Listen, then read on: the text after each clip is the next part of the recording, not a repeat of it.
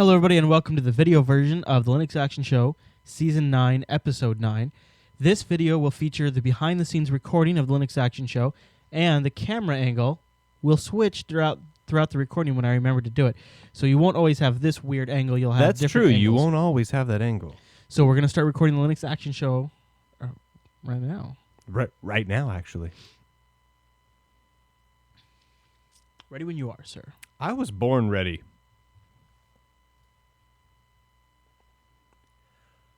And welcome to the Linux Action Show, Season 9, Episode 9. My name is Brian. With me, of course, is Chris. Hey, Brian.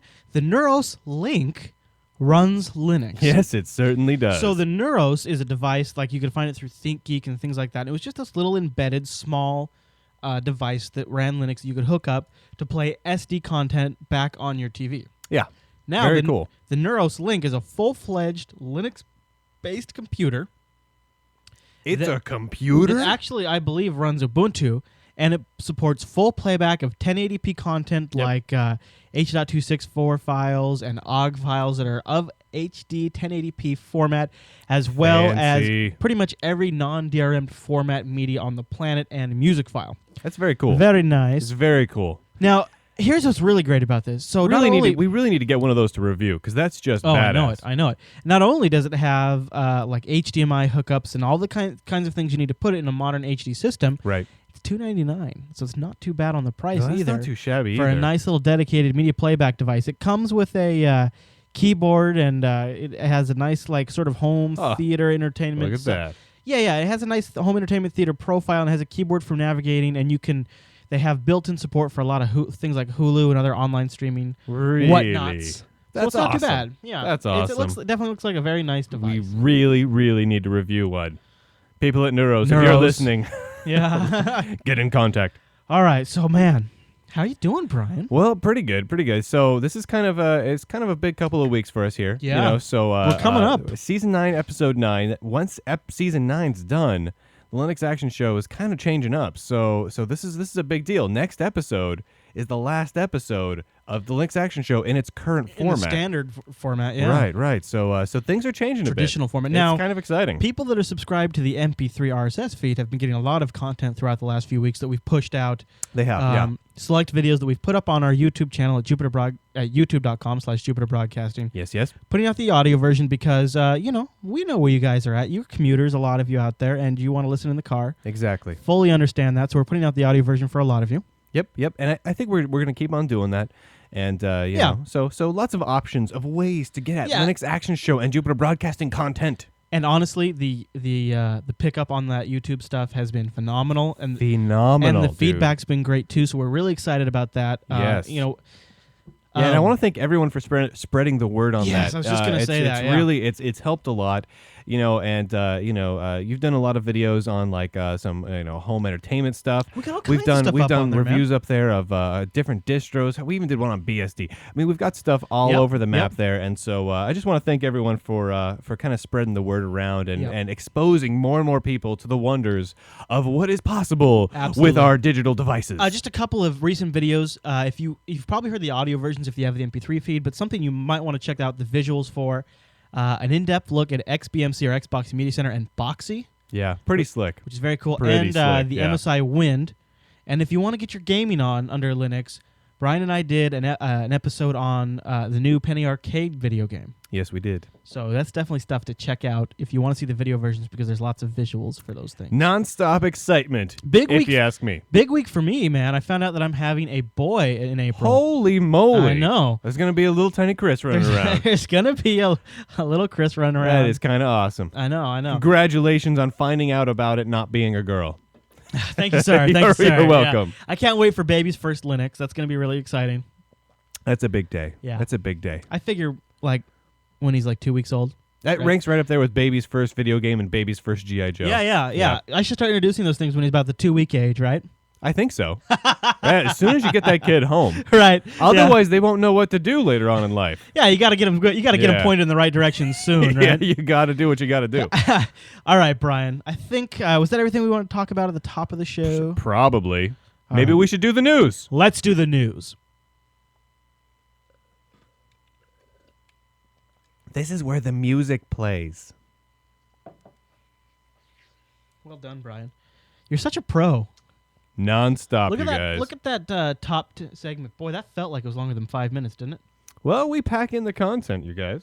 I have arrived, says Ustreamer6466. Man, I have been missing Ustreamer6466, so I'm glad you showed up, man. All right. Hey, Mike Linux, since you're such an awesome duder, as long as you're still awake, you want to keep reminding people about their nickname, and then also if people complain about the camera angle, will you let them know that we're switching cameras throughout the live stream so that way they're not like, why is it the back of Chris's head? Because I think we'll probably get that question a lot as new people come and go. I like the back of Chris's head, though. Yeah, it's That was a weird thing to say. yes. Yeah, I didn't mean it that way. All right. Last call for any news stories. No, I like sexty. I think sexty is good. Is it any news stories? Last call out for news stories before we start the news segment here. Last call for news stories. Last call.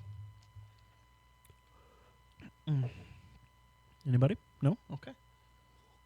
We're going to do a light news story, so we're just going to try to stretch this shiz out. This is going to watch Brian and Chris stretch news as far as we can. This is going to be fun, everybody. And everyone listen really closely for when Brian drops the F-bomb. Yeah. That's going to be exciting. It's going to be fun. Coming up, Brian drops the F-bomb. Coming up on the very special last. All right, you ready, man?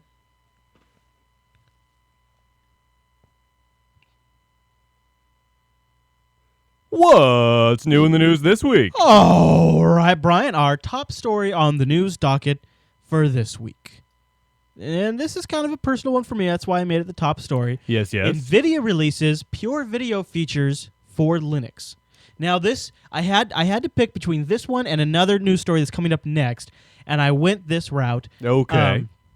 For those of you that have NVIDIA cards in your machines, which is probably quite a few of you out there because they have a large share of the market, NVIDIA has something they've had for Windows for a long time called Pure Video, and the Pure Video drivers let you render and play back HD through the video card's processor. Right. So you can have something like a Pentium 4 or something like that that's not maybe up to snuff for HD playback, but you can use these NVIDIA Pure Video drivers, and all you have to do is put like an 8000 series NVIDIA card or even like a high-end 7800 or something like that, and these cards can render back HD video for you in the That's GPU, pretty awesome. playing it back to your TV, and it makes your CPU run nice and cool. It ain't no thing, Brian. I like to call that smooth, is what I like to call it. It's very smooth, and it's definitely it's one great way to leverage a nice GPU inside your home theater system. Holy moly baloney. Right? That's fantastic. So that's I don't ever know how to pronounce it, but it's Phronix or something like that. They they have a whole article written up all about it. These guys always get into the driver stuff really great. So if you're ever interested in this kind of stuff, it's worth checking out. That's the place to go. I will link to it in the show notes because it's if you're into this kind of video, if you're a video geek, or even if you're kind of just interested in how video drivers interact with X11 and the video hardware, it's a very interesting read. So interesting read. I recommend it for everybody, and I will link to it right now in the show notes. I know, I'm a nice guy like that, You're multitasking. Brian. Yeah. All right. Amazing. So the next story on the news docket was my candidate for the number one story, but personal preference won out. Yeah, this one's huge, though. This is one of the bigger stories. This is a big deal. This is something people have been asking for since before we started the Linux Action Show, which feels like it was hundreds of years ago. 2.5 years ago. Adobe answers the cries for 64-bit flash on Linux. Yes. Make no mistake about it. Now, it's not exactly in final phase yet, but Flash 64 for Linux is out. And it gets way better than that. So, as many of you probably remember, when Flash 10 was released, just recently, they released a simultaneous release for all the platforms. That's cool, right? So now we don't have to lag behind Windows and Mac. Yeah, we got Flash 10 right away. That's great. That was fancy now, enough. 64-bit Flash, only for Linux currently. Just for Linux. So now, blows my mind. right now, Linux is at the forefront of Adobe Internet Technologies. So as far as that goes, Adobe is showing their commitment to the Linux side of things. And this makes me really happy. Make no mistake about it, Adobe sees Flash as the future of their company. So they really do. That's really something. When they are releasing this for Linux first, it's huge, and it's something particularly that the Linux crowd has wanted for a long time. It is. Now, I mean, a lot of people have, issues with the proprietary nature of Flash. And so like the Ganache project and or Nash or however you want to say it. That project, they've done absolutely amazing things over the last little bit of time of bringing it really up to speed. But Adobe, they're always going to be playing catch up to Adobe because they're trying to mimic what Adobe's doing in Flash. Right. And with Adobe pushing more and more applications to be developed in Flash and Flex and like the Adobe Air runtime, so you can run these little Flash applications as desktop apps. What's that big Twitter client everyone seems to be using? Oh, Twirl. Twirl. Everyone seems to be using that. All the big people.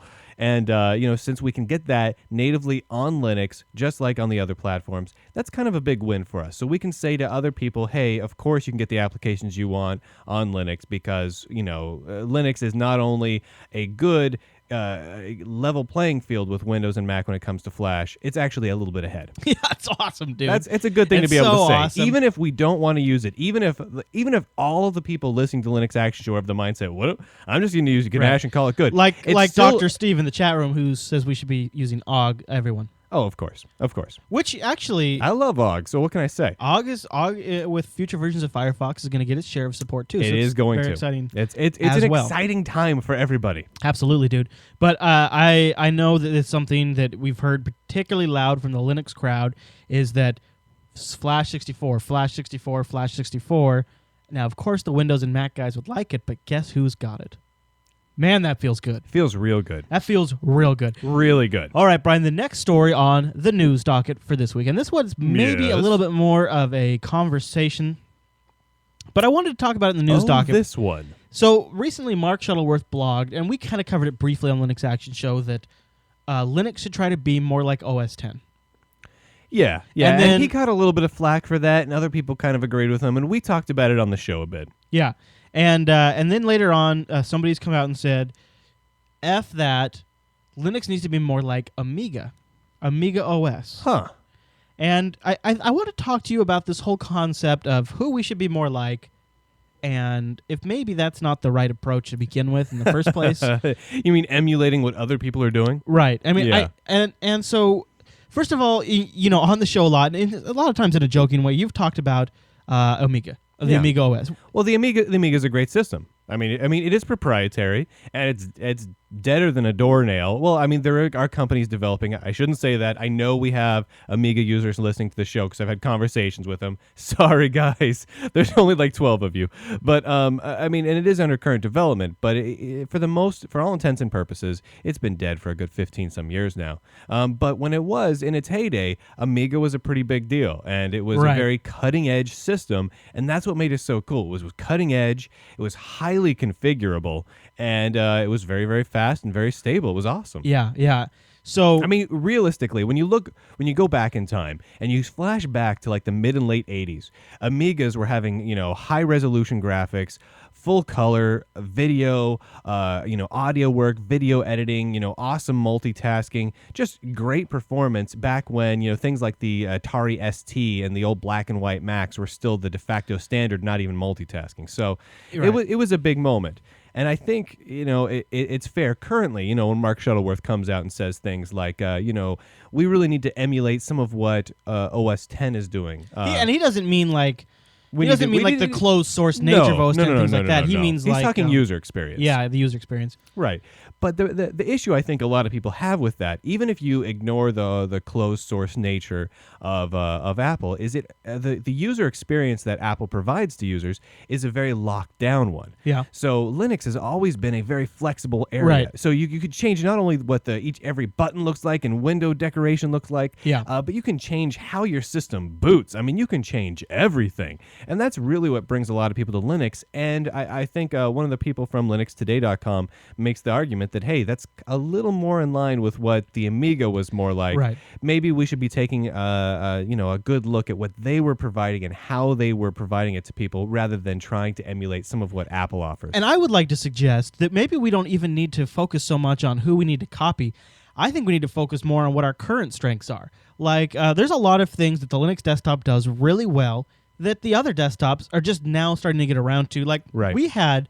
I know this is a small thing, but it's a user experience thing, and that's why I bring it up. I realize it's not a groundbreaking, going to make everybody switch technology, but our file managers, especially in Conquer, had the thumbnail aspect of a file icon where it would actually thumbnail the icon with the actual contents of a text file or a PDF seriously. file. We've had that Forever. way before any other OS has it. Now, Vista and OS X have that in their current iterations. Yes. But those kinds of usability things we had a long time ago. There's lots of little things like that that we can do now that make our user experience great that we're not pushing hard enough because we don't have that unified marketing voice. Still doesn't have virtual desktops. Oh, Windows still doesn't have virtual desktops. I know, dude. That is crazy to my brain. 2008, and Windows does not have virtual desktops. We've had virtual desktops, I believe, since 1903. And the thing about it's it ridiculous. is there's Windows 7 does not appear to be adding that. And that boggles my mind. Yeah, seriously, what is Microsoft doing with that? I mean, I get it. I'm sure they're adding a lot of cool stuff in Windows 7, whatever. But come on, people. I mean, like, even Apple woke up and smelled the coffee a little bit. I mean, they said, okay, we're going to finally put virtual desktop. Of course, they couldn't call it desktop. virtual desktop. They had to call it Spaces. They couldn't call it. And they had to not give it as many features as you can get under KDE or GNOME. That's fine. You don't have to give it as many features or make it look as cool, but that's okay. Or really give it live rendering of your actual desktop in 3D. And no really, big deal. Yeah, that's actually a great point. Is freaking what Compiz can do now is still beyond what any other commercial desktop can do. Seriously. Period. There's no debating Compiz. that. I mean, you got Compiz, you got KWin, you got all the different effects that are coming in the GNOME desktop and KDE 4. Right. And things like Enlightenment. I mean, look at what Enlightenment is doing without hardware 3D acceleration. Oh, no doubt. And Enlightenment, it's phenomenal. Yeah, it's just phenomenal. So really, when we're looking at who to emulate, I don't think we should be emulating anyone. But I do agree that certain companies and certain platforms have done a good job at certain things. So if we want to look at ease of use and freedom for the user, I got to agree with the guy at Linux Today. I don't have his name. Amiga's probably Carl more... Schroeder, one of the managing editors over at LinuxToday.com. The Amiga is a better system to look at because it more closely mirrors a lot of what we're talking about and a lot of what makes Linux great. Carla. Sorry, Carla. When you got a lady talking about Linux, you got to give her credit. You got to give her props. You got to respect. Mass respect. So and that is interesting. And honestly, what that says is we're more looking at what it is actually beneficial to people, what is actually important to us as Linux users, not what is hype, not what is the bling. We don't need to emulate what a bunch of people walking around in khaki shorts with little white earbuds dangling from their ears. Black turtlenecks. Black mock turtlenecks, exactly. I mean, that's fine.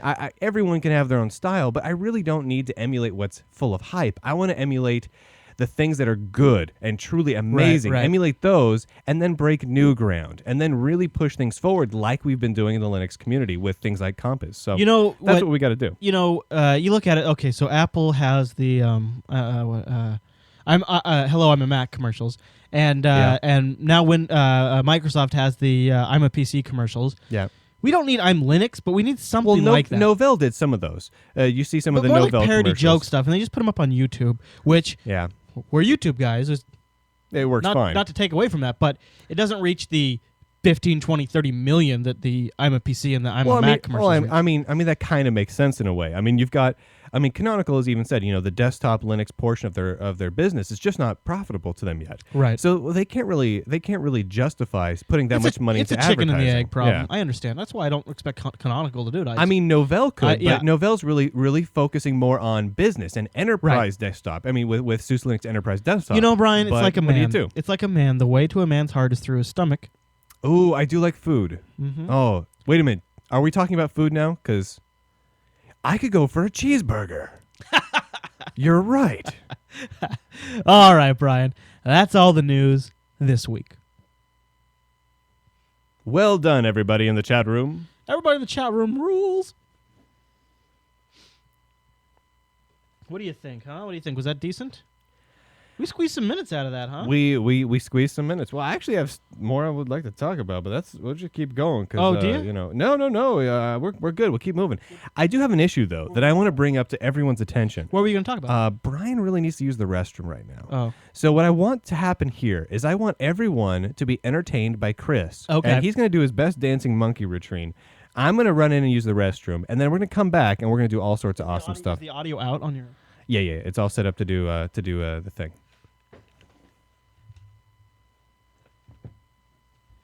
Mike Linux is on our is on Skype right now. Mike Linux, you are all over the place, man. You are a machine. How's it going, Dr. Steve? Long time no talk. How are you? Good to see you in there, chilling. A little memory leak. That's awesome. That's cool.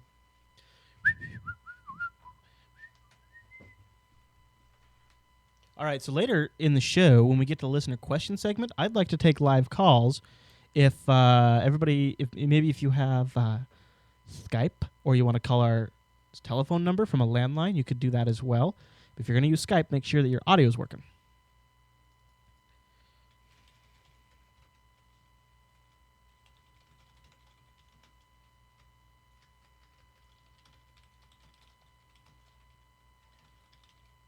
We're live right now.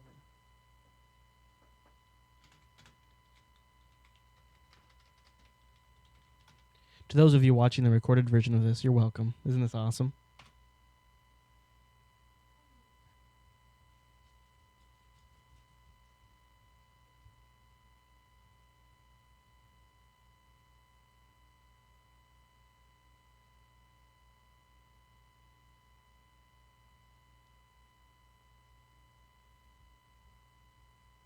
Well, it's not so much that we don't necessarily use Skype over Gizmo or Ikajia because one or the other is prettier. The main reasons we use Skype is because, first of all, it's more common. Second of all, Skype handles low bandwidth situations better. So that's important for our people that are around the world or people that are in low bandwidth situations. But it's also important for us when we're streaming and taking Skype calls. We have a limited set of bandwidth that we're working with. The other services, mainly just the standard SIP services, seem to need more bandwidth than the Skype protocol. And I don't know what Skype's doing differently, but they managed to handle that better. The other thing Skype seems to be a little bit better about is keeping a consistent connection even when you haven't opened ports in your firewall and things like that. So Skype has a few advantages that way. On top of that, Skype has some technology on the back end that actually cleans up the quality of the calls if the person calling has bad audio on their end.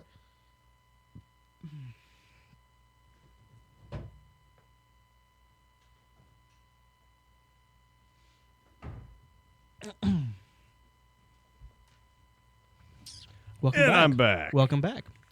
Oh, thank you. So what do we got? What do we got next up? Wait, Real Guitar Hero. What do you mean you use the Xbox Live? What you use Xbox Live for Skype? Skype for what? What you talking about? What you talking about? He uses the Xbox Live one, man. Yeah, he uses the Xbox Live one. All right, so just kidding. I don't. So silly goose. Do you want to do a review of these two guys? Should we do the review? Let's do the review of this guy, and then why don't we do the review of this guy? Have a separate clip that we can put up. Well, then I have to stop recording the whole thing. I mean, we can just go in and cut it later, though. Oh, that's true. Yeah, that's what I'm saying. Yeah, and then let's do a comparison. Do you have of this, and maybe the wind? Is that convenient? If not, we can do that some other time. It can be not convenient, and we can just because. Oh no, it's fine. We'll just do that one later. But yeah, let's do the review of this guy. I think we could do that one, just on that. I think we could do this whole segment just on that. Yeah, I think so too. All right, everybody, coming up, we're gonna do a review of the new HP Mini Note that Brian got his hands on. It's just the Mini 1000. Just? What do you mean just? Well, no. I'm just saying it's not the 12 Mini. There's no version, note. right? There's no note at the end. Oh, that's right. They dropped the note. Yep. All right, so we'll start that here in just a second.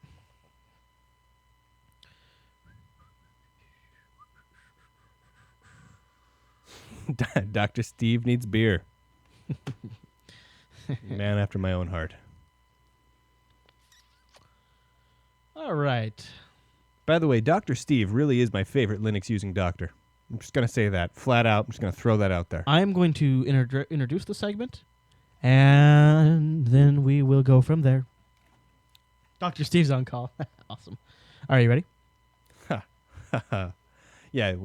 I'm going to leave I'm the camera ready. mostly on you for this segment. Okay. I might flip it if I have some amazing question. I'm going to move this over towards you a little bit so I have some Some comparison. All right, in 3, 2. Brian, recently we reviewed the MSI Wind, and in the past we've done the Triple E PC. Yep. We've talked about the 701. I think we talked about the 901. Yeah, the 900, which we've got right here. Yeah. Basically, the Triple E 900 is pretty much the exact same thing as the Triple E 701. With a larger screen. With a and larger better resolution. screen, a little more hard drive space, that sort of thing. Well, and a much better resolution. Yeah, it is a much more usable resolution. Yeah. It's just 1024 by 600, but the previous one was just way smaller. And so 1024 by 600 is kind of the minimum for bringing up a web page and not having to scroll around like a crazy man. Now, if you're watching the video version of this episode, you'll see that we have another machine right next to the Triple E 900, and that would be the HP Mini 1000. The HP Mini 1000. So this is kind of the successor to the HP Mini Note 2133. Is that the right? Yep, that's the one we reviewed last season on Linux Action Show. Now so I'm going to kind of compare this to that one as well as the Triple E and the Wind because they're all kind of hovering in the same category. I want to start first off with comparing. Let's talk about aesthetics real quick. Aesthetically, okay, so if those of you who remember the HP Mini Note 2133, it was all brushed aluminum. Yeah. It was nice. The keyboard was nice and big on it. It was that 90% full size thing that a lot of the Mini Notes are talking about right now, where it's not quite a full size, but it's good enough to where you can put your fingers on it and not have to be cramped like you are on some of the smaller ones like the Triple E. One of the things that we talked about a lot with the previous HP, what it was called the Mini Note, was that it ran really hot. It ran incredibly hot. Really hot. I mean, just psychotically hot. The bottom of it will just burn your hair off your legs. I think that's because it used a fusion reactor. It's possible. Yeah. It didn't get the greatest battery life either. So the old HP 2133 ran off a VIA processor. Was not the easiest machine to get running with a lot of different distros. And it came with SLED, right? Yes, it came with an older version of SLED. And it had like a difficult wireless card, but if you used SLED, it worked fine. If you used SLED out of the box, it worked great. But if you tried to run anything else on it, it was a little nightmarish. We should talk about the price point on these. So that's so these are these netbooks that run Linux that are all in like between the $350 to $500 price range. Right, exactly. So we're talking a lot about what you can get for a little Linux portable laptop around £2. The around £2. Now the low end of the HP Mini runs about $299, and then in the high end, if you configure it, runs up to like $450, something like that. But really, the model I'm working with here literally is the $300 model. I bumped up the RAM myself a little bit because Brian needs more RAM. But you get a 2 gig SODIMM to throw on your laptop. You get that for like, I think 3 cents now.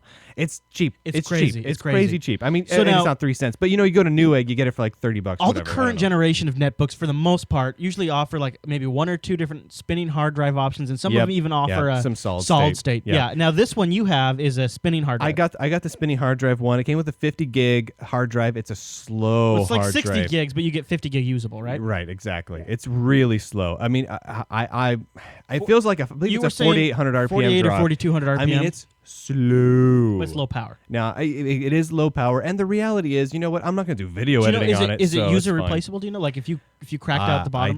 I do not know. Now, I do know that I cracked out and replaced the RAM myself, and that was a very easy process. There's actually a little door here on the bottom that literally isn't even screwed on. You just stick a little flathead screwdriver in there, pop that off, and the RAM just pops in and out. That was easy. That was one of my issues with the Wind. Was first of all, when you add more RAM, you void the warranty. Right.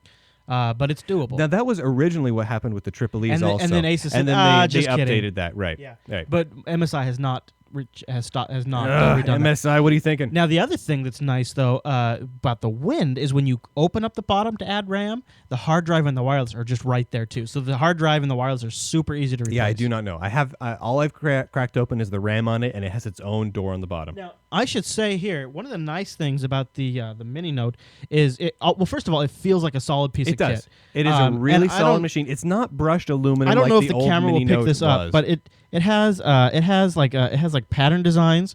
I don't think the camera picks that up. It falls in line with a lot of HP's bigger laptops. Yeah, they have a lot of that kind of that swirlies and polka dots on the top to make it kind of look nice. It looks slick. It looks like honestly, it looks like a hippie laptop is what it looks like. Yeah, it's got that like hippie-ish circular. Thing going it's very cool though. It gives it a nice little catch to the eye. Yeah, seriously. But, the other thing is they have what would you call it? It's like almost like a graded aluminum, like where the latch for where the what would you call that So when you pop the thing open, some of the cool things about this, so the speakers are in the hinge itself, and it's kind of like a brushed kind of cheese grater aluminum It looks look nice. to it. It looks class. You can't really see it too well. I'll switch. I know that 99% of people are listening to audio version, but just for the people that are watching, I'll show you. It is nice because a lot of the netbooks have problems placing the speakers on these guys. They'll place it sometimes to the side of the screens. The newer Triple-E's actually put the speakers below the laptop itself, which is not great for sound quality. But what these guys went ahead and did is they put it in the hinge, which is honestly brilliant because it's not taking up space for the screen, the keyboard, or sitting on the underside. Really, really smart move. I got to give them props to that. The keyboard itself is plastic, unlike the previous incarnation of the Mini Note, which had that brushed aluminum, which honestly, I liked the brushed aluminum. Yeah, I did too. This doesn't feel like as professional a machine. It does have a more one. consumer feel, but that's the other one came with SLED. The other one came with SLED, and it ran really hot. So now by I'm willing default to in give the it some slack US, there. I think this guy comes with Home, right? XP Home. Unfortunately, yes. You can even see my little Windows XP sticker sitting there at the bottom. Of course, this got Home, and whoop, that thing came right off there. So, yeah, and it's pretty standard hardware. It's got an Atom 1.6 gigahertz. It's Atom 1.6 with hyper-threading, which we didn't know. So you actually, to the OS thinks you have dual core. Yeah, which exactly. is kind of slick. It's kind of cool. In a netbook, right? I popped it open, opened it up, and hey, Ubuntu was like, hey, you've got 2 processor cores going on here. And I'm like, well, that's pretty awesome. That's pretty awesome. Which you don't. It's just pretendy 2 processor cores. Which it's still though very nice. It's still kind of nice. So how's the battery life with the default battery? Battery's okay. I'm getting about 3 hours. Running Ubuntu 8.10. Oh, that's not bad. 3 hours isn't bad. I'm getting about 3 hours. hours. On a netbook, that's great. Yeah, I mean, it kind of makes on the sense, wind, though. on the wind, I'm pulling down like 1.5 hour tops. Oh, really? Yeah, it's a really crappy 3-cell battery. Now I have think read, MSI though, has 6 and 9 cells available. I have read though that a lot of the people are talking about the battery life on these things being more like 2 hours, but that's under the default stock XP. Maybe there's some differences there. And you know, Ubuntu had some of that tickless kernel stuff going on. Maybe it's actually really helping. Maybe it's helping. A couple of things I want to point out on the hardware before I dive into some of the software aspects. It does not have a VGA port or a DVI port on it. Which of course the Triple-E's do, which is incredibly nice. This one instead has the display port, which I'm not. No one uses that currently, and you have to buy an expensive adapter to plug it into a real monitor. There's like a dozen monitors on the market total compared to like hundreds of monitors that do DVI and VGA. Seriously, so I mean, you can go onto Newegg or something like that, or HP will sell you an adapter from the display port that's to a normal VGA. And once you do, though, you're fine there because powering this guy is the Intel GMA 950, which, of course... Comp is out of the box. Which means 3D acceleration under every Linux distro on the planet right out of the gate with no fancy drivers. And good battery life. And great battery life. You're not going to be playing the latest first-person shooter, but you're going to get good battery life. But realistically, it's not bad. I have loaded up everything from Open Arena to Sauerbraten to all sorts of different things on here. They'll play. Great frame rates because really, I mean, the built-in resolution isn't that big, so it's not like you have to push a whole lot anyway to make it look great on the screen. All right, so let's talk about specifically pros and cons versus the Triple-E 900. So, one more. Okay, one more HP Note. It's got a don't use the trackpad button. Oh, I love that. So it's got that little button above it. You click the button, it turns red, and that way if you bump the trackpad, it doesn't move around. And on the HPs, it's hardware-based. It's not software-based, so it's OS agnostic. I really dig that. That's kind of cool. That's one of my favorite things about the HP laptops myself. Yeah, I definitely agree. All right, So pros and cons versus the Triple-E. All right, so to start with, the keyboard's a lot bigger. If you're going for the Triple-E, the keyboard's more akin to the MSI Wind. It's very, very typable, very, very usable.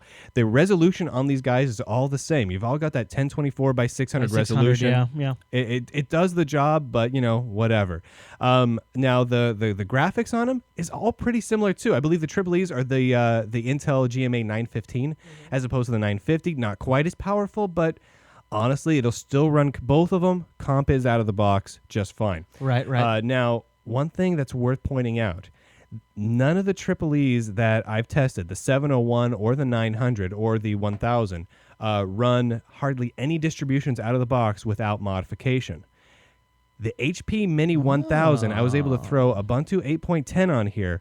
Wireless, webcam, microphone, sound, 3D, everything worked with zero modification, even just booting right off the live CD. No problems there. That is really nice. In fact, I'm going to go so far as to say when it comes to throwing on a Linux of any distro, including SUSE and Fedora, though Fedora actually had one or two problems, which we'll get into in a minute. But SUSE ran great, and so did Ubuntu, and Fedora was actually pretty good. But when it comes to running out of the box, this did a far better job of just booting up, going, and fully supporting the hardware than Windows ever could hope to. Did you happen to try Sleep? It was very impressive. Yes, Hibernate and Sleep worked fine. Nice. Close the lid, the dang thing goes to sleep. And of course, since it's Linux, you can go in there and adjust the settings of exactly how it handles closing the lid. It does it just fine. Again, out of the box, I didn't have to modify any scripts. I didn't have to go in there and change anything really. It just works. What about things like the did you try the volume controls and the brightness controls for on the keyboard? Oh, you mean the stuff that just worked out of the box? Yeah, I tried those too. Okay, cool. Again, this is very, very impressive. Yes, it does ship with XP, but again, for only $300, take that, wipe XP off that sucker, and throw on something else. But just the same, I kind of wish it didn't come with XP because, well, they could probably drop the price another $10 or whatever they paid for XP. Dude, I think at this point Microsoft's paying people to take their OS. I almost think so. But again, it ran out of the box so perfectly. So tell me, what didn't work with Fedora?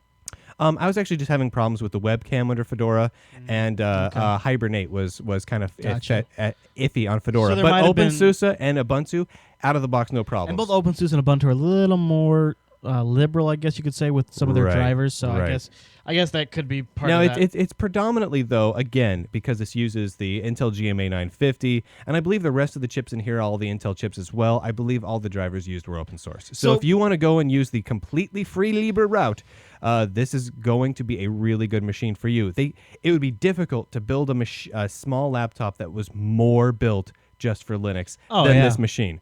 Which I'm surprised that they're really pushing Linux. Now, so this is the HP Mini 1000. There is an additional set of models of the HP Mini 1000 coming out in January or at the end of December. I haven't been able to get exact word on the exact street date of them, but that are going to be running the kind of their internet experience is what they're calling it, which is kind of like an Ubuntu Netbook remix sort of a deal, except it's HP's custom deal. They're kind of taking a page from their TouchSmart. If any of you guys have seen their HP TouchSmart line of desktops where they've got the computers where you put your fingerprints all over it? Yeah, exactly. Fingerprint computer. A lot of swoops, a lot of glides, a lot of little animations. They're doing that on this guy running Linux. It's a kind of a custom Linux distro or reroll they've got going on just for that, and it's meant for this. And honestly, I'm really excited for that. We've got to call into them to be one of the first people to have one of those to review. Now, the truth of the matter is because that slower hard drive, the boot time is not fantastic, right? Boot time's a little slow. No. The boot time is a little bit slower, and honestly, even though this is a considerably faster piece of hardware, the Triple E with its old Celeron 900, that's like downclocked to a Celeron 600 megahertz. 600, boots considerably faster because it's got that the solid state disk in there. Yep. But now once you do get up and running, though, it's fast. I mean, it's not going to be a desktop replacement for anybody because you're not going to be doing video editing on this. That's just not going to happen. You're probably not going to load up GIMP and do any heavy lifting photo work either. Maybe cropping at the most. Well, no, but it works. I mean, realistically, think about it in terms of desktop machines from 3 or 4 years ago. Right. That's really what it's capable of, only using current hardware with drivers that are fully supported. Yeah, that's really what we're talking about, and it's so in that regard, it's not too bad. I'm actually using this guy now as my only laptop. So to me, it's come down between the HP Mini Note or the Mini and the Wind. The MSI Wind, yeah. Because the Wind also had fantastic Linux support. Now, just the same though, Asus is not sitting still. They are doing more and more work with coming up with their laptops. And we've also got the Dell. Don't forget that the smaller end Dell is a fairly enticing little box. It is, but the both Asus and the Dell's price points are higher than $300 and $350, where the Wind and the HP Mini are sitting right now. That's true. The HP Mini and the Wind, I think you get the best value for the dollar point. I got to admit, I am highly impressed with this guy. And also, of course, there's the Aspire One. Oh, which is really similar to the you Wind. Can't, you know what? Actually, we've been somewhat remiss on this one. We really need to get an Aspire one in here to compare against. I've touched one, I've played with one, but to be honest with you, I have not used one day to day, so I can't really justifiably say what the difference is. I can't tell you what the difference between the Wind and the Aspire One, other than look. And I think maybe even the Aspire One might be a little cooler looking. But the Aspire, I don't know. Honestly, I don't prefer the look of the Aspire one. I like the look of the Wind and the HP Mini. I've had listeners. Personally. I've had listeners tell me on the Wind and on the Aspire One that they're triple booting between Windows, Mac OS X, and Linux. Yeah, that's pretty hardcore on a little netbook like that. That's very hardcore. Yeah. Now, again, here's the thing. So this, just like the HP Wind or the MSI Wind, you could triple boot this. You can go out and find the oddly not quite legal version of OS X and get it on the gray here. OS X. You could get XP on here or Vista on here, which I did, and technically they work. You can throw on a bunch of Linux distributions. You could go crazy with this thing. But the reality is the only OS that's going to work out of the box with this without even having to install a single driver is Linux. It's very cool. Current distros, anyway. Nice. It's impressive. I am highly impressed. My only knock against this thing is the stupid display port on the side. You know what that's about, don't you? I'm not a big... I think there's I think two of the big manufacturers that are releasing displays with DisplayPort is HP and Dell. Oh, two more things. It's got an SD and MCA card slot. So nice. but that's typical. The netbooks all seem to generally have that. When it comes to USB ports, it's only got two of them. Both USB 2.0 though. Yeah, both USB 2.0. Now here's the weird part. There are some models of the HP Mini 1000 that have an extra magical port in it. It's this little magic HP mini drive port thing. Oh, yeah. And basically what it is it's a kind of custom-sized USB 2.0 port for buying a little USB thumb drive type thing from HP, sliding it in here, and it basically acting as an additional piece of flash hard drive for yourself. And it just kind of sits in there and sits flush with the system, I think is the idea. Okay. Yeah. So it's more like a permanent, but removable. Right. The other things worth noting. So the Triple E's have both audio in and audio out ports. The HP Mini 1000, one single port that works for everything, which is limiting if you're like us and want to use it for audio work. Yeah. But it's still just the same. It's not too bad. The webcam is fine. It's very low resolution, almost identical to the Triple E's, in fact, and very similar to the MSI Winds as well. But overall, I'm going to have to go out on a limb and say that as far as the current crop of netbooks go, this is my favorite. Nice, dude. It's a very nice, slick, professional-looking machine. And apart from the little Windows logo key right here, I really don't have any complaints about it. And in fact, I should probably just get a little something to paint over that. But just the same, it's a very, very nice, classy box. And for $300, man, you almost can't go wrong with it. I mean, it's interesting, difficult. right? Because when we started the show, the one laptop per child wasn't out yet. And we were blown away. Oh my gosh, $100 for a laptop. And then it got around the $120 price, and that was still amazing. Oh my gosh, Brian, can they really make a laptop for $120? Exactly. And now we're talking, okay, well, here's $300, and yeah, that's a lot more money, sure. But it's a full computer. It's a full machine. It's $300 just to make it clear. Computer. So I've got this machine loaded up right now, so I can do all my development work on this. So I've got Mono Develop, I've got K Develop on here. I've even got a copy of Lazarus on here. I mean, I can end compile times are fine. There's just enough screen real estate, just barely, to edit my code and to do a little UI design. It's not great, and honestly, I always need to have a desktop around to move my projects to. But if I had to, I could technically do all my work from this without getting massive carpal tunnel from tiny keyboards on the Triple E's. That's an important thing, Brian. If you look at the size differences here, you've got it's a good inch and a half wider than the Triple E, the 900, and it's actually the same depth as the Triple E 900. Yeah, so. on one of our YouTube videos, I compared the Asus 701 to the MSI Wind because they're the same price. Yep. And that's a stark contrast. I mean, the Wind is heads and tails above the 701, and they're both $350. It's surprising, isn't it? Yeah. The Triple E from Asus really kickstarted the whole netbook revolution. I honestly believe they kind of diluted the brand a bit. Yeah, they kind of fell behind. They released way too many models. Yeah, exactly. The one thing I gotta say I like that HP is doing, and MSI as well, is they just come out with one freaking netbook and say this is the netbook. Hallelujah, dude. And you can get different variations of what you put inside of it, but here's the netbook. And I like that. Yeah, so, it's not so overwhelming. It's not a little overwhelming, yeah. All right, man. Well, nice. So the HP Really Mini not bad. 1000. Yeah, $300 to $450 or so. Can't really go wrong. Bam. And that brings us to 37 Man, minutes. I wish I had something really bad to say about it. Why? I don't know, because I'm Brian from the Linux Action Show. That's what I do. You know what I'm talking about. All right, I got you. I don't want to just give HP a free commercial.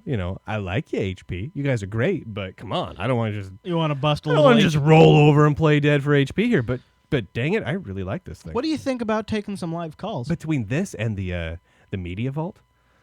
Yeah, they're doing good, aren't they? Ugh, those are two nice little pieces. They of are hardware. doing good. Seriously. All right, so we've got a phone number that people can call us at, and they've got the Skype yes. information. All right, let's see what we got going on here. 2 new conversations. Who's trying to get a hold of the Brian here? Aren't you logged in as Linux Action Show? Okay, I'll add you to the contacts. Okie dokie. Sure, I'll add you to the contacts. Wow, I just got added to the contacts by someone who's obviously less than a year and a half old. What? Dude, check it out. There's a picture right here. Oh, Look at that. Some little adorable kid wants to be in my Skype contact list. nice. Yeah. So we're just setting up right now to take live calls. So just give us a sec for that. Yeah, they said the webcam just went blurry, I think. It did. There, it's back now. There we go. A little Logitech unit auto sometimes. Focus, guys. Focus. Everybody focus real quick, okay? Thank you. You guys want to get with it. Everyone focus real quick. I'd appreciate it. All right, so I'm looking up our phone number. Here it is. I thought so. So we've got a phone number, too, if you just want to call us on the old landline.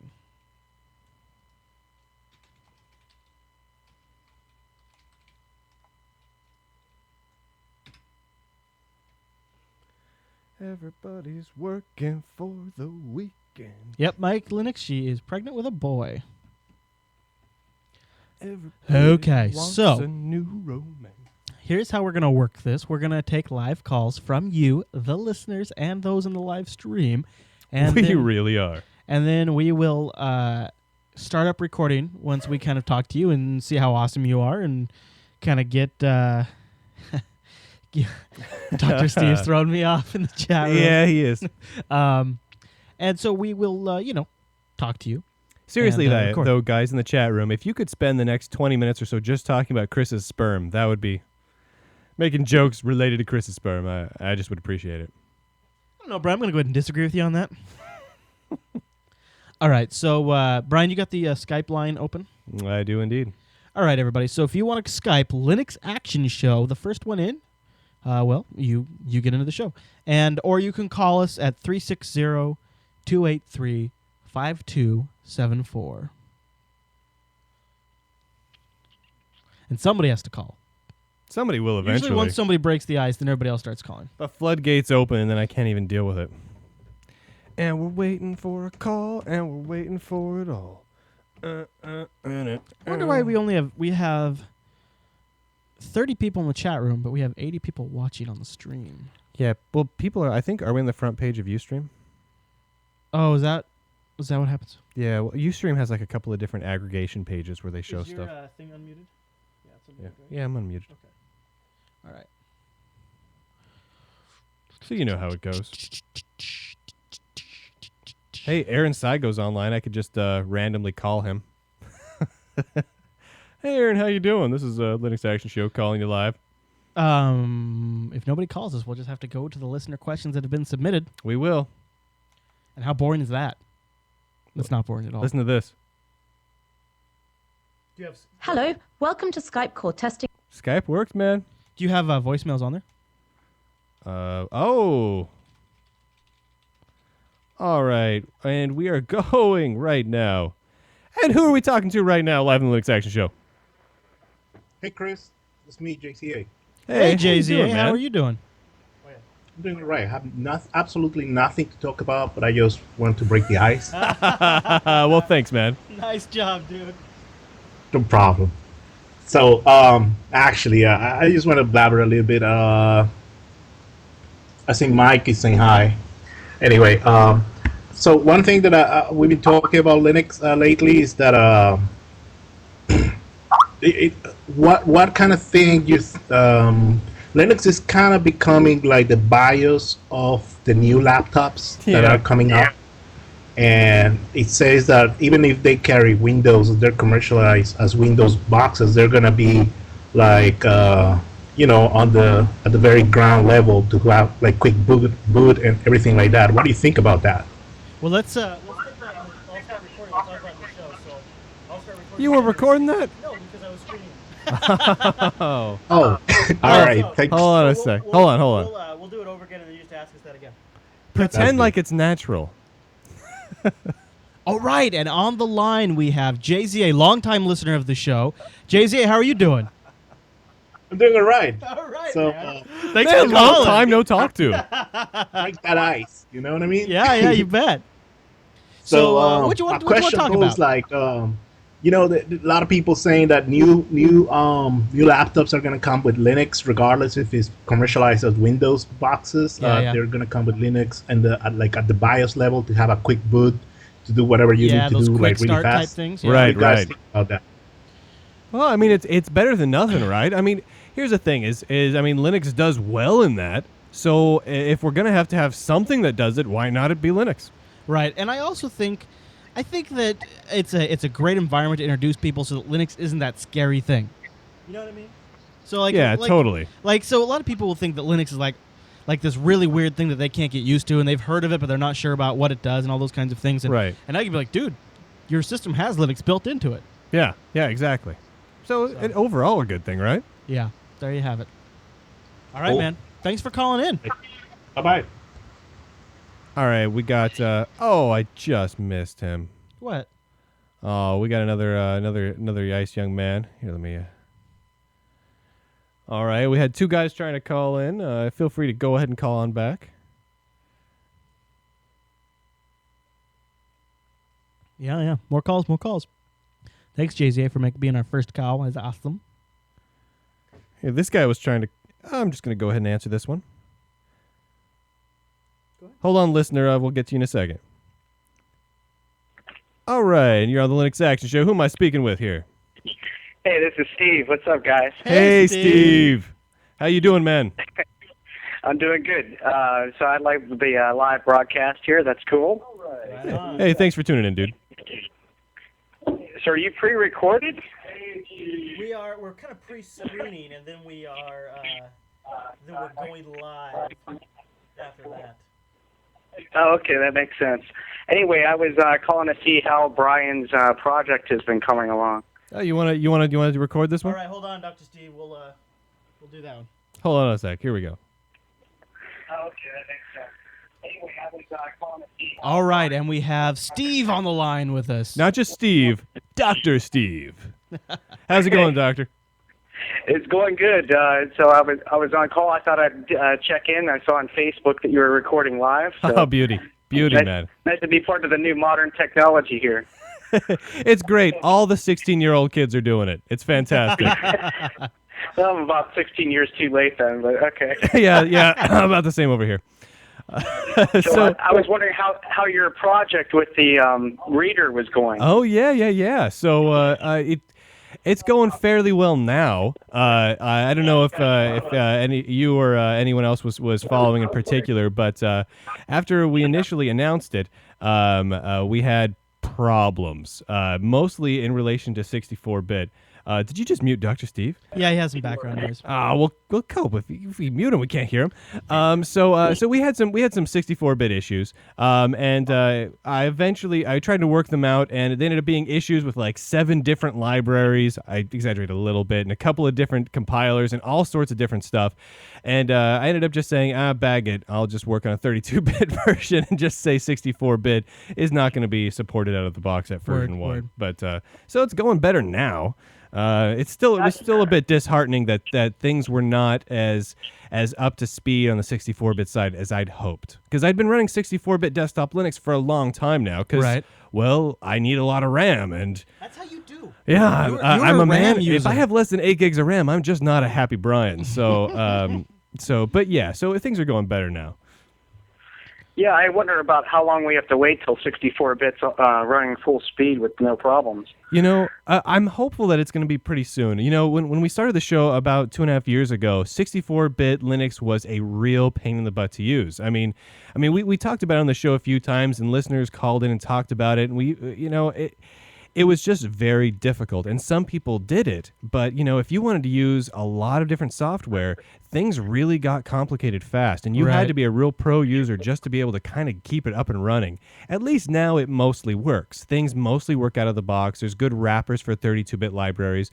So that much works now. It's still not ideal. Yeah. And there's still enough problems that are cropping up as to kind of keep it from the mainstream. I'm hoping that gets rectified soon, but really it's not just a Linux problem. I mean, the people on the Windows side are having the same issues. It's just that, I'm hoping we can beat everyone to the punch and have a better, stronger 64-bit desktop than anyone else. We beat them there in the beginning with 64, but now let's beat them there by completing it. Yeah, exactly. All right, Dr. Steve, thanks for calling in, man. Hey, no problem, guys. Good luck. Thanks, dude. All right. That opens up the line for another caller. And we've got Elise. All right, cool. Yeah, we've got Elise. Remember when you call in, you have to turn down the live stream. Oh, yeah, turn down your live stream for a little bit so we don't get the echo. Thanks, Elise. Cool. It's all good. I just wanted to call and say congrats on the baby boy that's coming. Oh, I didn't actually have a question. Thank you. Yeah. You're welcome. All right. You didn't have a question for us?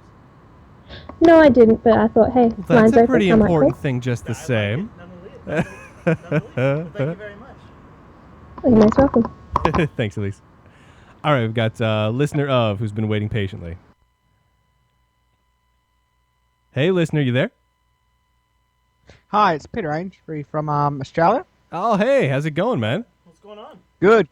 You guys were talking about netbooks a couple of minutes ago. Yep. Yeah, I just started working in a secondary college where we've actually started integrating Linux with Active Directory. And it seems just to be working excellently with... Let's talk about that on the show. All right. This is Peter. Peter? Okay. Hold on a second, Peter. We're gonna start recording. He's going to hit the record button. Yeah. All right, Brian. Now on the line, we've got Peter from Australia. How you doing, Peter? Very well. All right, man. What's going on over there? Well, what we've started doing is... all of Victoria and Australia is running on Windows because the education department are not the smartest people. And wait a minute, the education department? What? That seems backwards. There's a thing where we're not allowed to run Linux boxes except for EduPass, which is kind of difficult to explain. Anyway, we went and bought 30 of those new Acer little netbooks. Right. Oh, nice. And the kids absolutely love them, and we love them because if they break them, it's only about $500 instead of $1,000 for a MacBook or something like that. So yeah, just thought let you guys know that Linux is actually taking off in the school environment. And now, beautiful. Are you working with them in like an Active Directory environment at all? We're starting to integrate them, but we're just having problems because of the security at the college. Gotcha. So you're using them more in just in a standalone mode right now? Yeah, and we've just mapped the topic selector drives and stuff like that, and it just works fine for them doing their little Word projects and all that little crap. Right on, man. Right on. Very nice. All that little crap. I think a netbook in education, that's brilliant. I think that's a perfect use for It's a perfect match. Totally is. Yeah, I mean it's a low cost device with good performance. Totally. Yep. All right, I'll see you guys later. Thanks, All Peter. right, thanks, Ben. Bye. And we're back open. If anyone else would like to join in, I know several of you were trying to get through. My apologies, we could not take you earlier. So feel free to hop on in, and we'll give you the what for, and it'll be awesome.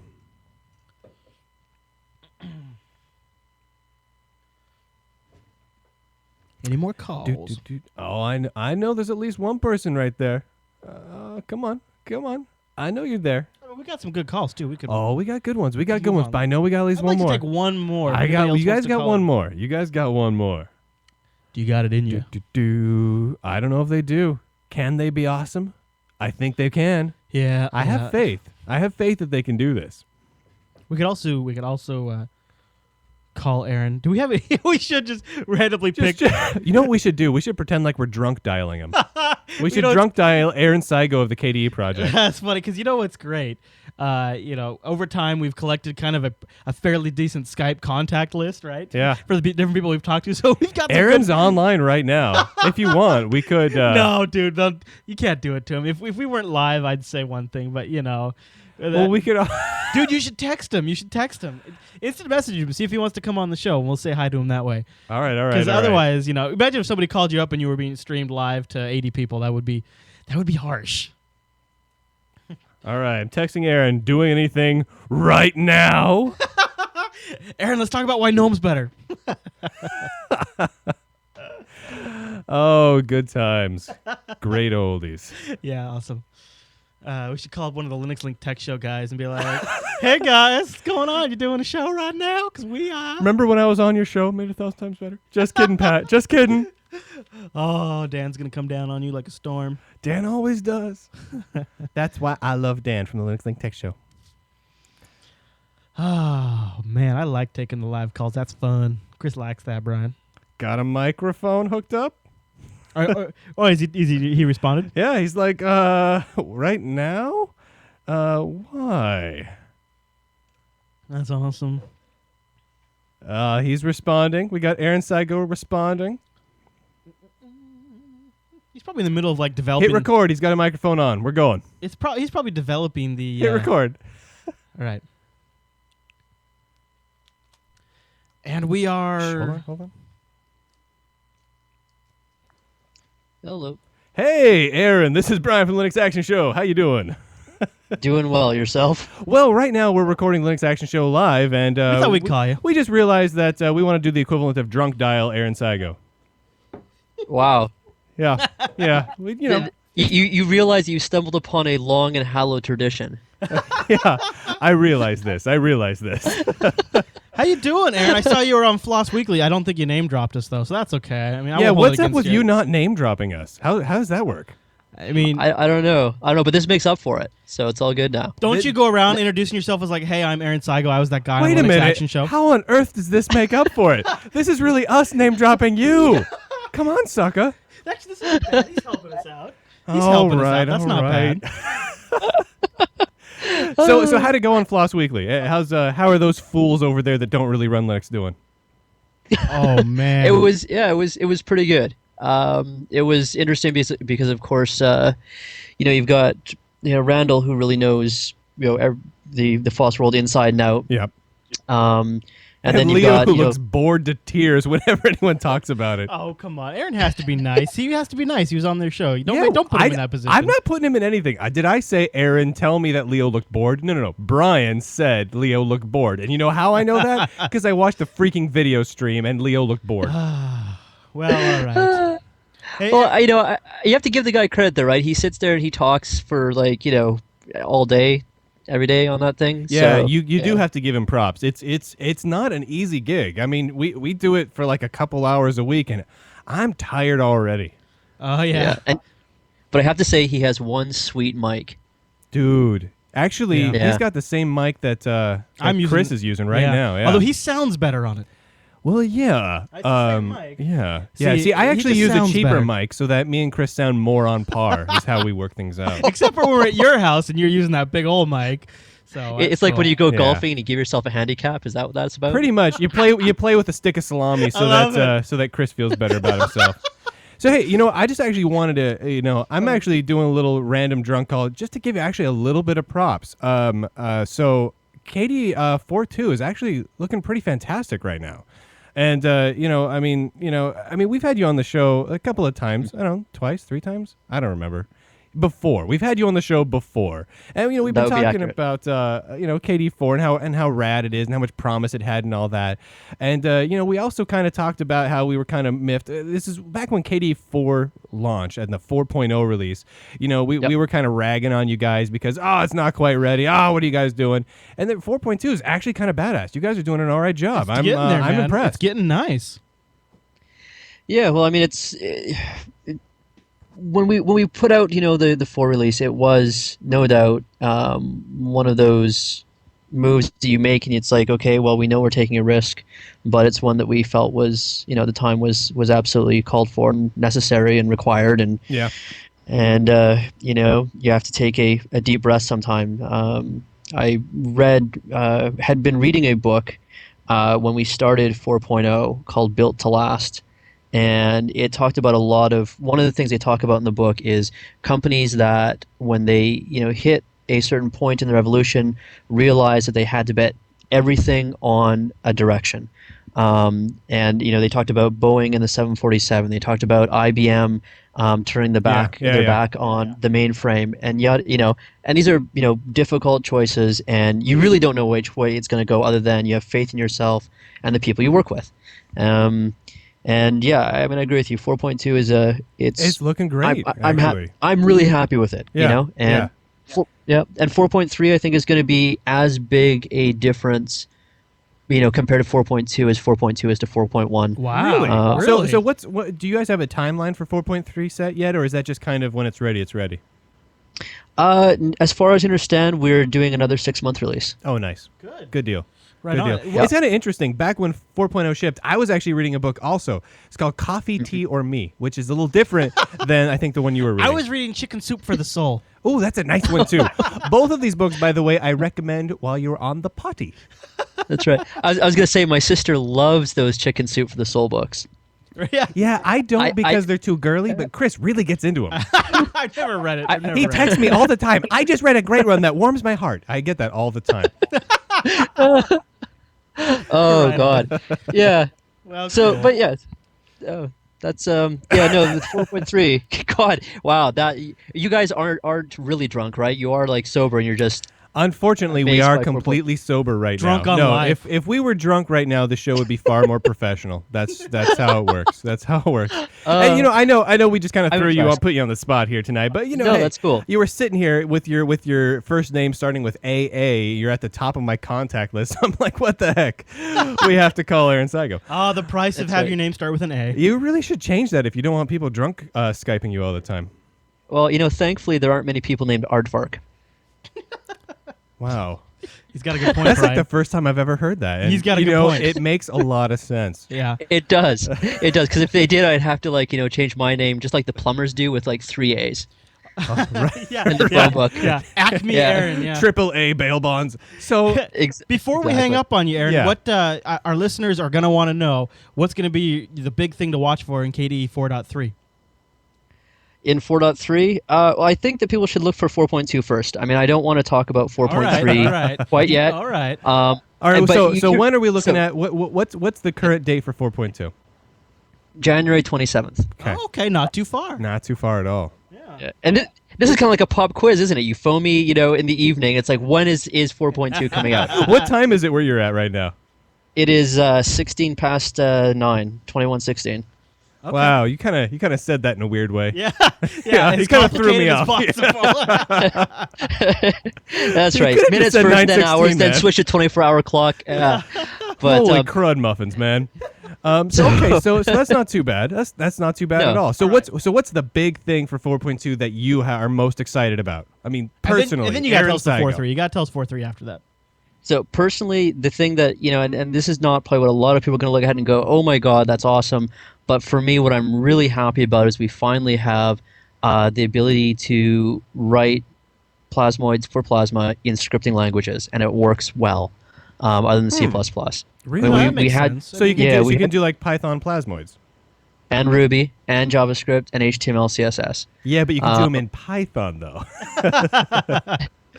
Python, yes, you can definitely do Python. Awesome. That's already there. And if we also support in this release Google Gadgets and Enlightenment 17 stuff. So nice. Oh. Yeah, yeah, I've kind of gone to talking about it with people as Plasma's kind of like Katamari. We just kind of roll over everything and pick it up. So okay. yeah. Okay. I like it. I like it. Yes. So these things actually work pretty well, and but I'm really excited about the scripting stuff because that opens up. It begins to get us to the point that we wanted to be at, where people could just add very easily and safely without having to worry about all the complexities and difficulties of C++. I think that's really important, opening that stuff up. So that's what excites me, and that's just me, though. I mean, a lot of people are going to look at 4.2 and they're going to say, wow, the panel looks really good. I love the integrated, progress bars. Whoa, Contact, Kmail's got really great headers. I can do Windows, live media or messaging on, Copeta, and, all the features in Dolphin and Marble and blah, blah, blah. But me, I'm just going to sit there and fetishize about Python and Ruby. So a true geek. So let me ask you this. Sure. What is the suckiest feature in KDE 4.2? What is just terrible about it? What is just terrible? This is kind of like I can tell you. When it's KDE easy. 4.2 comes out, all the GNOME guys are gonna go, KDE is the suck source, and they're gonna come up with reasons why. This is like being the kid that's picked on. You wanna make fun of yourself first, so they can't make fun of you. Okay, well that's a different question. So if you're gonna ask what's the worst part of it, I was gonna say unfortunately Kiosk Tool still hasn't been ported, so we don't have a nice front end to the kiosk stuff. And the KDE admin module is really lagging behind. There's just not a whole lot of interest in it. But that's not what people pick on us for, because that's not very, if you go and go, oh yeah, well, you guys don't have Kiosk Tool, that's not very, Right. Yeah. So my what are milkshake people, brings all the boys to the yard. really going to pick on? What are they really going to nail? I don't know. Okay, well, that's I a haven't good really, sign. Wait. Do you not really thought know about that. because you can't come up with anything bad, or because there's so much that's terrible in KDE 4.2, according to Aaron Seigo, that you just can't narrow Where do down I to begin? one? Yeah. Where do I begin? No, I mean it'd be pretty, I think, kind of low and silly of someone to look at the improvements that have been made across the board and go, wow, that sucks because of. Oh yeah, absolutely. Okay. I mean, fair.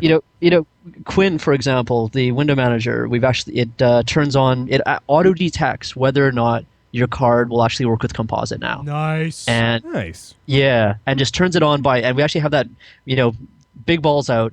We've turned that on by default. So in the betas and whatnot, we'll actually find out how it's working. Very nice. So- You guys are pimping over there. Very nice. All right. Yep. And what's cool is that the rest of the world is catching up too. NVIDIA just released some new betas just like a couple days ago. Yeah, we just talked about that. Yeah, it's awesome. And one of the things they said about it was these things, we fixed these things for KDE 4. And as much as we've kind of went, you guys are giving us a black eye here. And it's been a sore point of, for us, they have, with the resources they have at their disposal, the last few months busted their ass, and they've got a really good release out. We've tried it out on multi-screen as well, and that works. Oh yeah, nice. So Nice. So that's cool. We're actually with multi-screen. It's kind of cool too. We've brought in a new thing just a few weeks ago called Kefal or Kefal. I have no idea how the guy says it. Kephal. It's okay, Anyways, we don't know how to say anything. Now I feel like you. So, but yeah, no, it's you'll never see it, hopefully, anyways. And the whole idea is to give us a really solid foundation to support multi-screen. So okay. now Nice. we're working out the last few bugs, but the idea is that you plug in screens and it just works now finally, which we had problems when 4.0 came out because we timed it brilliantly with the advent of XRNR 1.2. Which was a stroke of genius on our part, and so you put out a new release. Not to pat your own back or anything, right? Of course. No, of course. No, yes, of course not. Not only it's just that it technically was a stroke of genius on your part. No, because I'm saying it's like you put out a new release and something breaks, and of course people go, "Oh, it's a new release. You guys must have broken it." And really, it just XR 1.2 came out, changed the game, and it was so we got left with our pants down on that one. But with Kefal, we Aaron, with your pants down. He probably has his as pants often down as right now. possible. I really don't want to know if he does right now. That's not us. All right. So very good. So I'm happy. I'm happy about that. But yeah, Awesome, we gave 4.2 its lip service. What do you think is going to be awesome in 4.3? Just so we know, we like to think way out into the future. Yeah, come on. We're future lookers. Yeah, sorry. What's going to be awesome in which? 4.3. Yeah. Oh, 4.3 Come on. Okay. Come on. Well, all right. Here's a scoop for you. I haven't actually shared this with many people. My plan for Plasma in 4.3 is that we're going to focus on community and sharing. So we've pretty much replicated all the classic desktop pieces you want and need. We've made it, I think, really rather nice. You can even drag the cashew around now, for God's sake. Oh yeah, nice. So, and so the next the question is, well, where do you go from here? And we're going to get back to looking at what we started out doing, which was how can we make the desktop a useful relevant thing for people again. And at Academy this year, Frank Karlichek, who does KDLook, KD.org, GNOME Look, GNOME.org, all those websites, great guy. We actually invite him to do one of the keynotes. The opening keynote at Academy this year, and we didn't put any pressure on him, but we said, hey, come to Academy, do the keynote, and come with something like brazen and brilliant. No stress or anything. Just you no stress. You have to be brilliant, like No Aaron Seigo of the KDE the project. Expectations are low. Trust us. Just show up and blow us away. Great. No big whoop. It's how all our best ideas happen under duress. Right on. Okay. Public shame. No, he got up there, and what he presented was this idea, this vision of, our strength is community, in the FOSS world, right, the free software world. Our strength is community. Why aren't we really taking advantage of that? Why doesn't our software really bring people together? The Web 2.0 thing with the social side is obviously very powerful. None of the desktops and none of the actual, closed source commercial handhelds even are really taking advantage of this. Right. Why aren't we doing something? This is our strong suit, isn't it? Right. And he kind of, bashed us all over the head with that. It was very, very right. So, in my opinion, anyways. So he and Cornelius Schumacher went away and they started drafting some standards for websites to implement that makes them accessible to desktop applications a little bit more clearly. Very nice. And Cornelius started working on some of the KDE integration as well. And in 4.3, I think what I want to have us focus on the desktop side is how do we open the desktop up to each other and people. So we've got the Jolie services stuff, and we actually have been talking about on the list this week. That is a way for us to enable it so people can walk into the same room and immediately start sharing and having a conversation, or you walk up with your, and by conversation I mean not just talking like we are, but saying, oh, here's my folder view, here, put on your screen, or you're out and you're walking around and you go into a obviously Plasma enabled 7-Eleven, because they're all going to be Plasma enabled one day, obviously. Absolutely. And, that's specifically the KDE goal is 7-Elevens. Hey, not a bad goal. That's not a bad goal. That's one of our target markets. Hell yeah, Slurpees. Slurpees. Yeah. Slurpees for life. Yeah. So you walk in and your device goes, hey, there's this 7-Eleven widget. That. And yes, you grab that widget. That's what the Jolie stuff brings. And then we want to also make it just drop dead simple for people to create content on the desktop and then share it. Nice.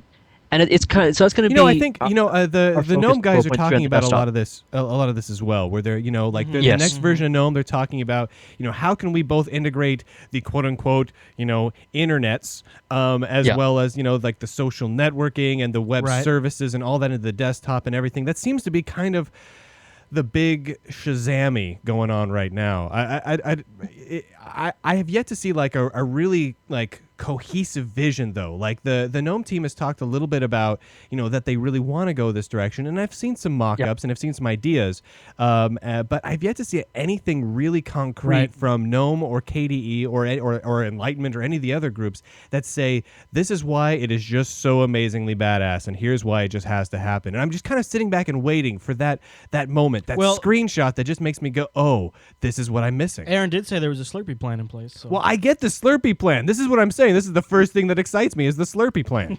So specifically, I'll be able to order Slurpees online?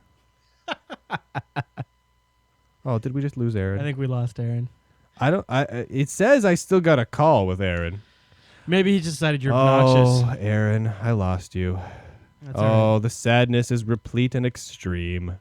That's all right. That's okay. Big kudos and shout outs to Aaron for getting drunk dialed by the Linux Action Show.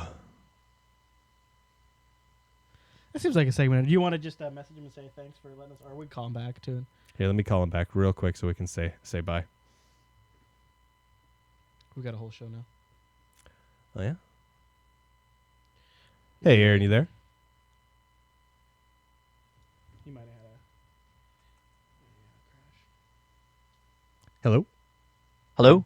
Hey, there we go. Hey, no worries, man. There We kind of everything got all farted out for a second there. Anyway, we can just wrap this up. But hey, thanks for getting drunk dialed by us. We not a problem. And if you have like 30 seconds, I'd really like just to kind of address your question. You want to hit the recording button? I got all right, we've managed to get Aaron back on the line. Okay, Aaron. Karen. Yeah. So, Karen. So you asked about when is it actually going to matter? You're actually going to look at it and go, okay, this web integration stuff matters to me and is impactful. Right. Yeah. I really don't think that the answer is we need to make Facebook the thing that's on your desktop. I mean, that's useful and cool and great, but that's not going to change people's lives. Yeah, right? exactly. I'm just that's fine and everything. It's just that I'm not. I don't know, when I look at things like what Google has presented to us, they've got you've got your documents and your spreadsheets and all of your email, and then when Google has a hiccup, you can't do anything. So I'm like, I'm really hesitant to put any of my stuff up on the cloud. Well, it's not just Google, whether your stuff's in Facebook or I actually really like the social networking aspect of things because it allows us to keep in contact with a lot of people all at once. Yeah. It's very, very cool, but it kind of has a place that's not really tightly integrated with my desktop. I don't know. That's my personal take on it. I want to see something different because that's obviously where, it's not just, it's GNOME, it's KDE, it's Windows, it's Apple. Everyone's kind of pushing that direction. I just want to see why. I've yet to see that thing that makes me go, oh my goodness, I'm goosebumpy now. Do you know what I mean? Well, for me, I really I totally think that integrating with the web and all that is critical and important, yada yada yada. But what excites me about it is I want to be able to. The moment I decided, the turning point for me when I decided to get into writing software was when I realized that computers weren't just for crunching numbers. That was when I decided I didn't want to do science, I wanted to do software. Yeah. I discovered that they were about communicating, right? And that was the first time that I actually got online, and I realized that this is the most sophisticated communication tool man has yet come up with. Yeah, it's true. Yeah. That was what made me believe that that's what I want to do with my life.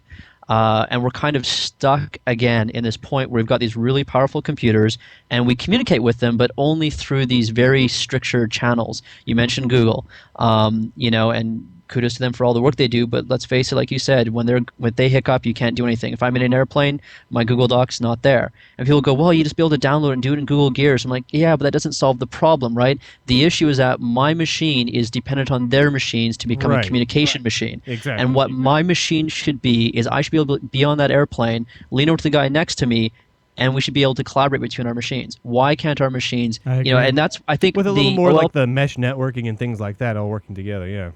I was going to say that the OLPC people took one step in the right direction, in my opinion. Yeah. Two, actually. Number one was the emphasis on activities.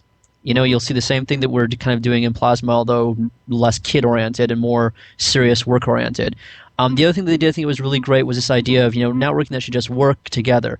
But it's the technical problem is solvable. The question is, what do you do with it once you have it?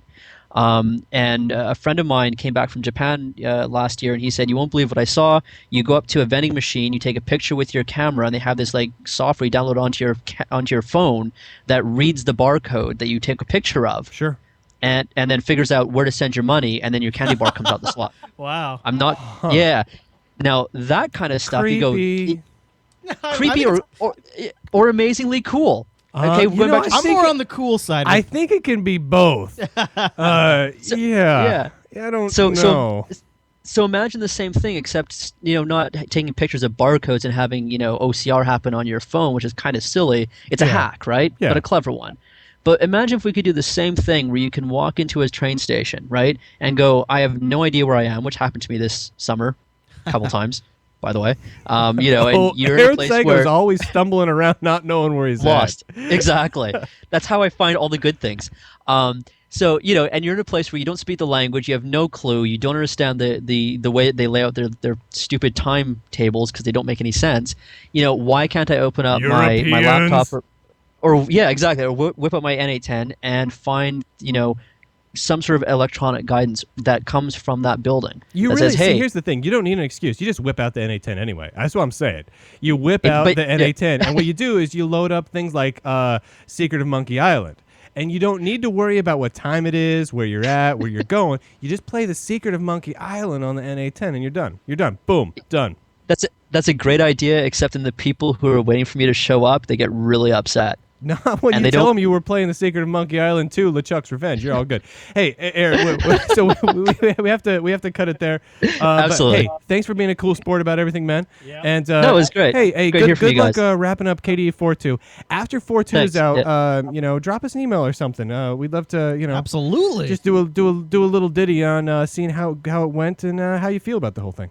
Where are you guys located, by the way? I totally forget. We are in America. Well, we're out on the West Coast. We're near Seattle, Washington.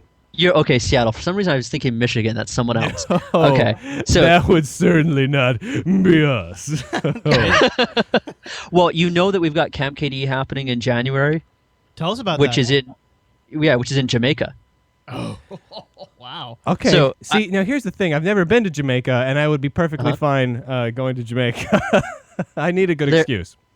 There you go. And there's your great excuse. You can be there for the launch of 4.2, right? Man. And for whatever other interesting things may happen there, and you guys could cover it live.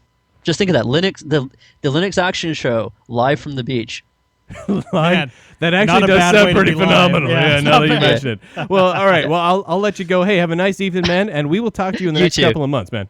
Thanks, Aaron. Absolutely. Later, dude. Have a good night. Thanks. All right. That wraps up our drunk dial of Aaron Seigo from the KDE project. We did Brian, that. I think Can you just call me back? What the heck?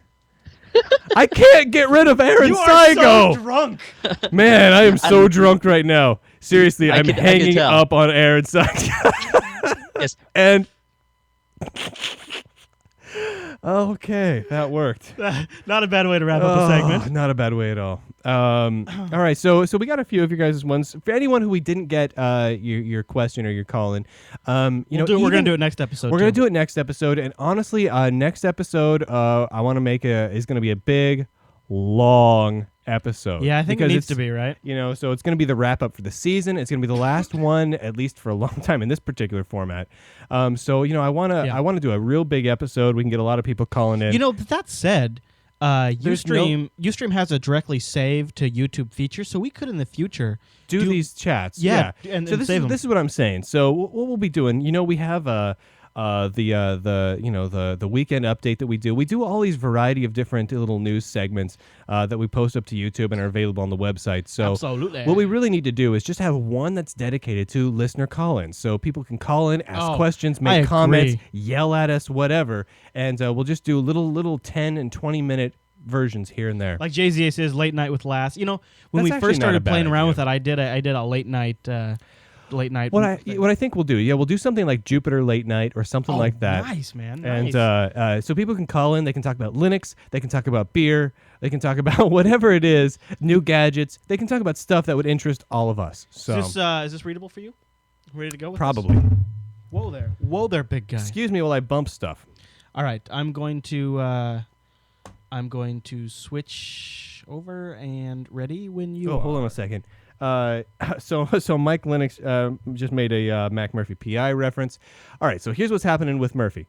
The new season of Murphy is written now, and we have yet to start recording it. But we are going to record all of it before we put out any of it. So you get a whole. So you get all of it at once, because honestly, we were doing it weekly. And because some of the episodes are really quick to produce, and some of them take a long time to edit together, because they're just kind of ridiculously hard, which gives me a all new respect for the old guys that used to put together these kinds of shows. I know, like the stuff we do on Radio Revolver. It's amazing what they put out weekly. Of course, they had a huge staff. They did have a huge staff, but just the same, there are people that do these kinds of shows currently, just not many, and they do a phenomenal job. So what we're going to do is, instead of have it, be a short weekly thing where, sometimes we miss a few weeks because we have to get the shows together, we're just going to do it all at once, and when it's ready, we'll put it out. Initially, I wanted to have an episode out by Halloween, because I wanted to have it be like a Halloween Jupiter Broadcasting special. That didn't really happen, so I didn't worry about it too much. I'm looking right around Christmas, even though I don't celebrate Christmas, but right around there is what I'm looking at right now. There you have it. All right, well, let's wrap up this episode. You ready? Oh, man, I'm ready. All right, there's your ad copy. You got that okay? And ready when you are. Well, I do believe that nearly wraps up this week's episode of the Linux Action Show, brought to you entirely by GoDaddy.com. If you want to make an impact online, GoDaddy.com is what you need. .com names as low as $1.99. Plus, world-class hosting, fast and easy website builders, and much, much more. Plus, as a listener of the Linux Action Show, enter code Linux, that's LINUX, all caps, when you check out, and save an additional 10% on any order. Some restrictions may apply. See site for details. Get your PC internet now at GoDaddy.com. Man, that pink color is really twigging my eyes out, GoDaddy. This, you mean the Ubuntu kind of highlight color there? I don't know what's up with that, man. I tell you what. Yeah, thank you, GoDaddy.com, for continued sponsorship. If you've registered a name using one of our codes, be sure to let us know so we can give you a shout-out in the show. You betcha. Love that stuff. So, all right. So if you want to get a hold of us, of course, you can do Linux Action Show at JupiterBroadcasting.com. Yep. Additional individual emails, Brian or Chris, my name has a Y in it, please, at JupiterBroadcasting.com. There's also the forum at JupiterBroadcasting.com/forum, the Internet Relay Chat Room at on irc.freenode.net at # Linux Action Show. Absolutely. That is the Chanel. We'll also have the video version of the behind-the-scenes recording of this episode. That'll either be at ustream.tv/JupiterBroadcasting, or I'll probably just post it in the show notes. And then, of course, if you want to follow what we're working on, Twitter.com/ChrisLAS. And Brian with a Y, LAS. And if you want the new hotness where we release stuff throughout the week and as stuff comes up, YouTube.com/Jupiter Broadcasting. That's where you catch all of the goodness. And if you want to check out our blogs, Chris has a blog up at bin-false.org, and I got my blog up at Lunduke, LUNDUKE.com. And we blog just all kinds of different various stuff, like... which, by the way, my blog just imploded. I know, man. That sucks. I had there was stuff on there that talked about the N810 tablet games and all this other stuff. All gone. I've been trying to get it all back. It's gone. I'm sorry about that. You know man. what? It's my own fault, though. Let this be a lesson to everyone out there. Make weekly backups of your servers. That's tough though. That's harsh. I actually had been making backups. Just I had not been storing my backups correctly, and so I didn't have the files I needed when I needed them. And so that's actually a great point. Not only make weekly or nightly backups, but test restores. That's the restores. I really should have done that. I did not. Oh well. There you go. Lesson learned. Painful, but a lesson. If you're going to learn it on something, a blog is probably the thing to learn it on instead of your pictures or something. Yeah, and at least we didn't lose Jupiter Broadcasting. Oh man. I would have lost my mind. If you're a Star Trek fan, I did a kind of a comparison of new Enterprise sets and model to the old Enterprise at my blog. And no, to those who are asking, I did not use GoDaddy hosting for the server I lost. Nope. It was my own managed server that I did not update properly and really did my best job of screwing up. Ouch.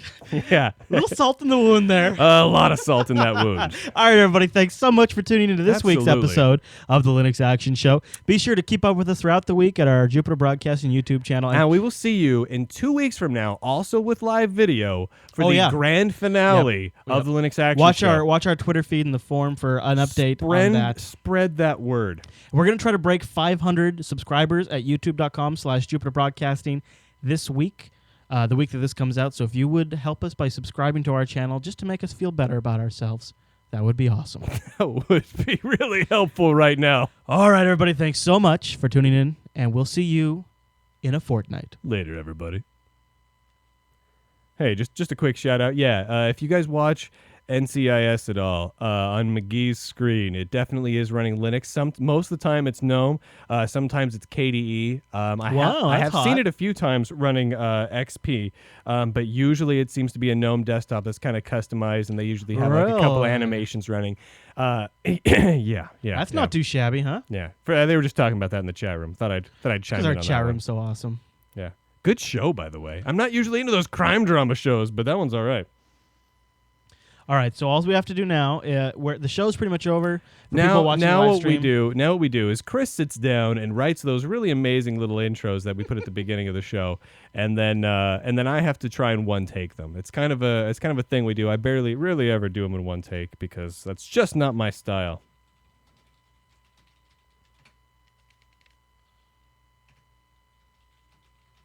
Yeah, next week really should be NCIS runs Linux. We get all crazy. Man, what should we do for next week's Run Linux? It's got to be kind of the penultimate. Yeah. You know, I don't know. You know, be great, but I just can't imagine us doing it. Is to go and there were at a one time we had a list of everything we did that ran Linux and just read through the list. TiVo runs Linux, iPod runs Linux, this runs Linux, that runs Linux. Just go through the whole list. Dude, spend like 30 minutes on it. Just this runs Linux. We could alternate it. That would be great, wouldn't it? Let's do it, because I mean I don't have the list anymore. Dude, it's up on the forum. I know, but it's like it hasn't been updated since like it's like it stopped being updated. Okay, in the 70s. if anyone wants to go through, there's a list in the forum. That's about 10 to 20 episodes behind, and update our runs Linux list in the forum. Feel free to go and do it. Maybe we'll just do a big rattling off. My next future week. baby boy will run Linux.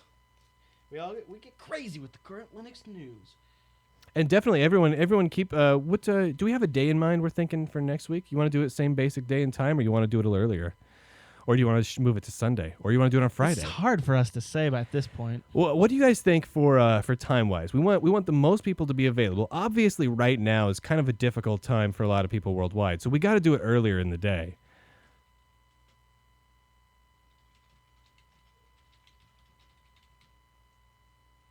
Man, Mike Linux, you're a pimp, man. Thanks for doing all that stuff for us. You thinking not earlier, you guys? What do you think if we maybe just like start really just like coming down with a date right now and just start pimping it for the next 2 weeks? You guys think? Because I mean we've done shows here before where we've pulled in 100+ people to the live stream easily. And what are we at right now? We are currently sitting at wow. Well, we peaked around 90. Now we're at 44. Okay, see, this is what I'm saying. I think if we do it earlier, we can get a lot more people in here. And really, I want to give people the best chance possible. Yeah. See, it's pretty late, especially if we want to just hit East Coast U.S. where it's not too late at night. We don't want people having to go to bed at 2 in the morning just because they're listening to Last. Though that's pretty hardcore. I think that's a good way to go.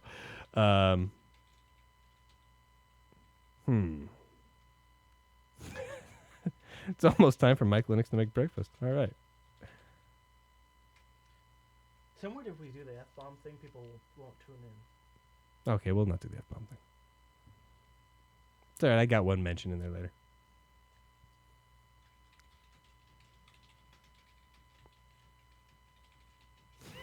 Hey, Dr. Steve, you're awesome, man. All right. Let's see. What do we got? We'll come up with something, and we'll let people know. We'll send the note out on Twitter. We'll put a post in the forums, and we'll also probably throw up a little blog about it. I'll be talking about what's happening on the blog a lot over the next 2 weeks, since it's kind of a big change for us. By the way, I don't know if you guys have noticed, but I've been actually running the whole time. I'm running off of. I think we're on that camera. Around that camera, off of my NA10 here. Take up the camera? Yeah. You can go and put that up there. Got a little Star Trek Elcars theme going on with Pigeon. That's where I'm watching the chat room action there. It's good times. I love that little thing. I just keep that open. Keep up to date with you guys. That's the IRC chat room right there. That's pretty awesome. It's just pimp looking is what it is. All right. You want to give that a quick read before I know it's not how you spell Aaron's last name. This week in the action show, we get all crazy with the current Linux news and give you our take. Oh, let me adjust my mic a little bit so I can get a better read on this. Okay. Read the chat room for a second. Hey. Hello, everybody. Okay, hi. Okay, go ahead, Brian. All right. We get all crazy with the current Linux news and give you our take on Linux copying from other operating systems.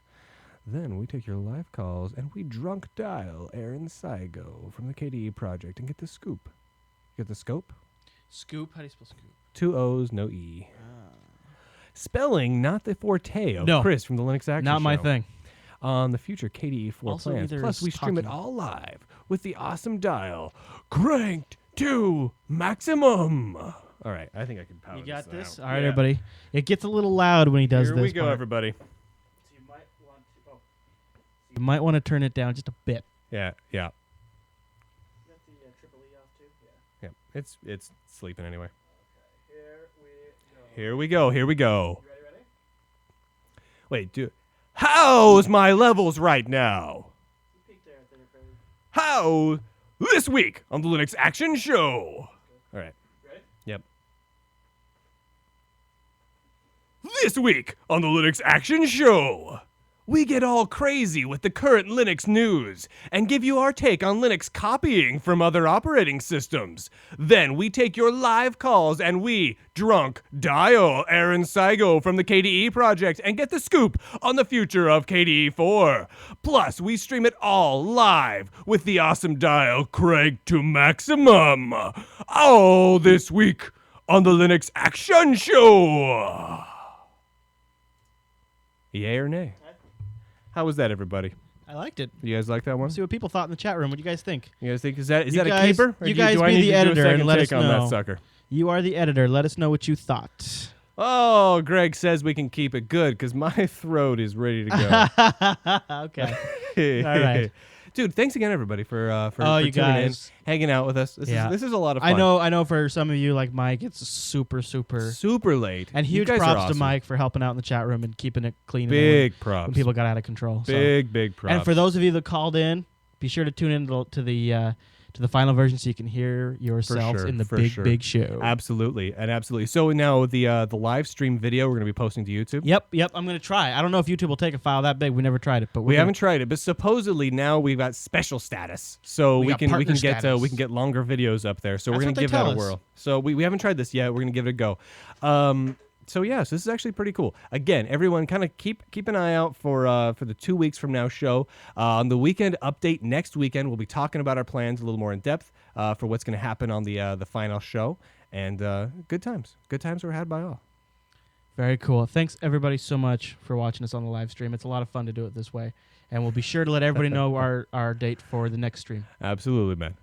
All right, everybody, you guys take care. I'm going to use your restroom again because my bladder is this big. There you go. A little bit of info for you. Just for you guys. Dr. Steve, if you've got a solution for that, give me a call.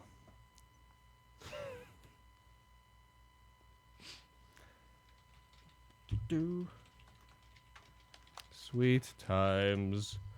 Sweet times.